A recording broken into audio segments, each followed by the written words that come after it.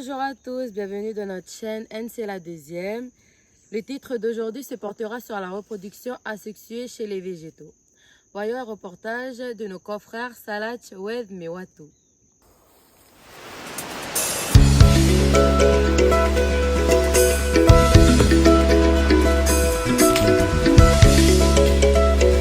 Bonjour à tous, j'espère que vous allez bien.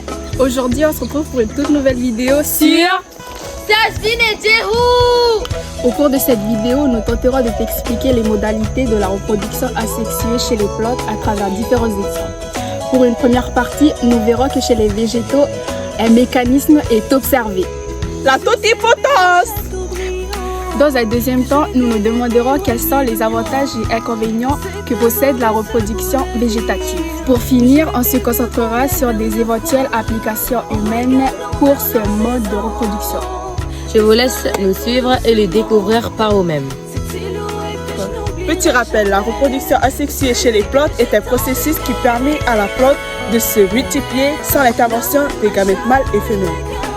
Elle permet à des organismes de se reproduire seuls en créant une copie identique à lui-même ou à la plante mère. On rencontre différents types de reproduction asexuée. Voyons quelques exemples que nous pouvons observer ici au quotidien.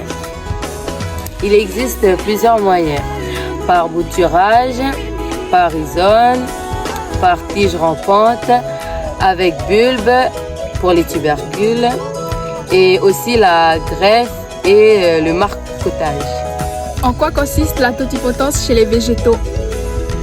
La totipotence, c'est la capacité des cellules végétatives à se différencier de n'importe quel type de cellules spécialisées nécessaires à la formation d'un nouvel individu complet. Chez les plantes, cette totipotence est présente dans le méristème des zones de croissance active. Les cellules ne sont pas différenciées et se divisent parmi tant d'autres. On reconnaît deux principaux types de méristèmes. Il y a le méristème racinaire et le méristème caulinaire. Le méristème racinaire a pour rôle histogène, c'est-à-dire le développement d'un autre tissu. Ici, ce sont des racines à partir d'un embryon et il y a des cellules non différenciées. En revanche, le méristème caulinaire, lui, a deux rôles, histogène et organogène. Celui-ci doit assurer la formation et le développement des différents organes d'un organisme, tels que les bourgeons, les tiges et les feuilles. Voyons maintenant les avantages et inconvénients que peut porter la reproduction végétative.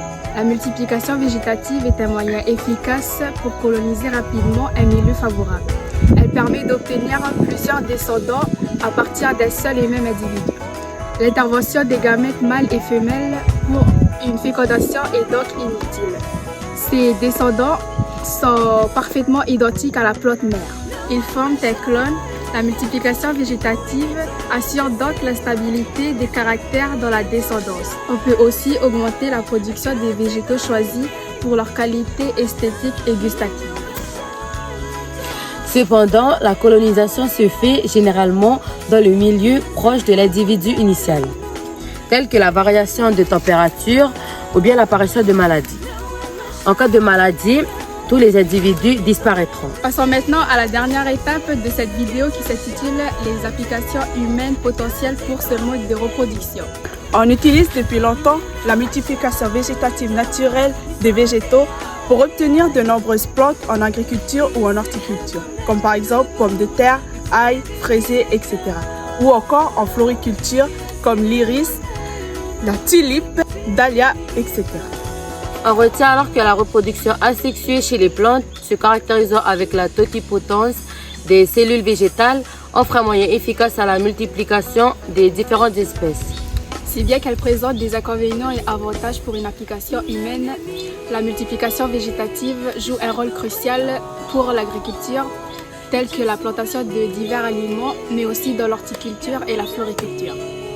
Il est essentiel de bien comprendre les différents mécanismes de la reproduction asexuée afin d'exploiter au maximum ses capacités et son potentiel à des fins humaines et utiles.